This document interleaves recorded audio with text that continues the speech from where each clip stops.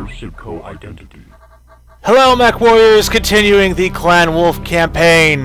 We are on Mission Temper Edge. Let's go to it. Mission briefing. The Falcon's powerful 305th Assault Cluster has pushed far into the forests of Finlay Province on Baker 3's southern continent, Loa. Our 341st Assault has countered and engaged. During the enemy drop, a modified Tarantula T5 reconnaissance variant was able to successfully intercept and decode a transmission that contains a list of intended enemy attack corridors. The T5 was able to make it into the cover of the snow-blanketed Donner Rift. Donner, party of 50. Codename Temper Edge, Planet Baker 3, Terrain Snowy Pass, Time Dawn. The T5 is in the field at Nav Row, wounded, a target of enemy artillery. You must escort a repair vehicle to the site, then assist the T5. Defend him and the repair vehicle until repairs are complete. Then you must escort the T5 to Nav Sigma for a dust-off. Objectives primary: defend, then escort the T5 units to Nav Sigma. Primary: defend the repair vehicle until repairs are complete. Secondary: destroy all attacking units. Secondary: escort repair vehicle to dust-off site. Return dust-off site Nav Sigma. So apparently the return of the repair vehicle is less important than actually getting it there. Okay, this is an interesting mission. We have to go and cover one of our fellow wounded warriors while he gets repaired. The Tarantula is a quadrupedal mech, one of the very few in the BattleTech universe, and technically it's an inner sphere design, so it's an interesting choice to see it here, but it's pretty cool. Anyway, let's look at the situation. Ooh. Outside the cockpit of Star Colonel Ramon Sender's gargoyle, the waters of Baker 3's hot springs bubbled, but he did not notice. Other things occupied his mind, like the rising heat in his mech, the precarious footing provided by the hardened layers of mud and lime underfoot, and the odd branches of petrified wood that broke off the long submerged trees as the 341st Assault Cluster marched along the bottom of the Baker River. Sender checked his heat display again. The computer painted a solid line that ran from green through yellow and just into the red area of the computer's screen. Sender cleared his mind. One way or another, none of it would matter in a minute. Sender looked over to his left, where Khan Natasha Kerensky's direwolf kept up with his gargoyle stride for stride. Sender could not help but grin to himself as his mech's cockpit broke the surface of the river. It wasn't just the thought of being out of the boiling river that brought the smile to his unshaven face. Boy, this is some cheesy 80s, late 80s, early 90s type sci-fi, isn't it? It was the anticipation of combat and the adrenaline it sent pumping through his veins.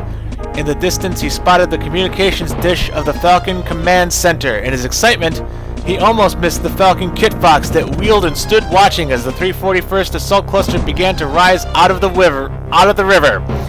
The hot metal skins of their mechs emitting clouds of steam. Without thinking, Sender raised the gargoyle's right arm. A bright blue flash arced from the mech's arm and the head of the Kit Fox exploded. Then Sender opened a channel to Natasha. You know he has broadcast a warning. Natasha Kerensky answered the Star Colonel's concern by firing her Widowmaker's autocannon at a Falcon Adder that had just emerged from a clump of trees. There's another mech that we're not going to be seeing in this campaign. The depleted uranium shells tore into the smaller mech's torso, cut through its myomer muscle bundles, twisted and blackened the internal structure and fusion engine, and nearly opened its back before splintering an oak tree that stood 30 meters behind the remains of the Kit Fox. That's a hell of a sentence there. A dark plume of smoke rose from the adder. I want them to come, Khan Natasha said. I want all of them to feel how cold hell can be. Situation. For years, Baker 3's hot springs and lush forests had made it a favorite recreation spot for merchants traveling through the area. These same geographical features that had been a source of pleasure for many would spell death for the Falcon's Jade Eyrie Cluster, thanks to Khan Natasha Kerensky's daring battle plan. The Wolf 341st Assault Galaxy landed 60 miles south of the Falcon Command Center at the edge of Loa, Baker 3's southern continent. With the purple Urebic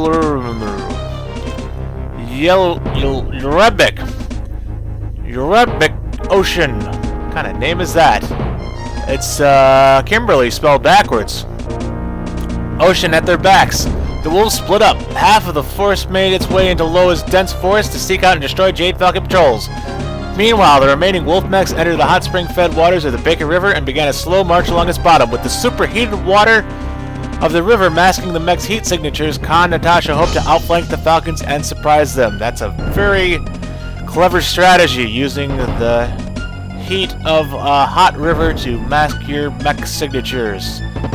Because thermo is the only way that mechs can be detected in the future. Anyway, let's take a look at what we are suggested for this mission. We have a 65-ton limit, so maybe we'll use something interesting. How about the rifleman? We won't have a good excuse to use that one in a while. The rifleman is one of the unseen mechs. It's very slow. Has a movement rate of only 3.5, I believe. That'll be 65 times 3. Yes. It's got a lot of heat sinks. It's got 4 pulse lasers in this configuration. This is a Rifleman 2C. I told you about what the 2C is. Very interesting. This is a variant with 4 Ultra AC2s and is overweight somehow. That's strange. Various kinds of pulse lasers. We're just going to go with the primary configuration. Let's see. We do not get any help. Hey. I said primary configuration. Why not? Always time for experimentation. We're still early in the campaign, so this is going to be a fairly easy mission. So let's go ahead and let's launch.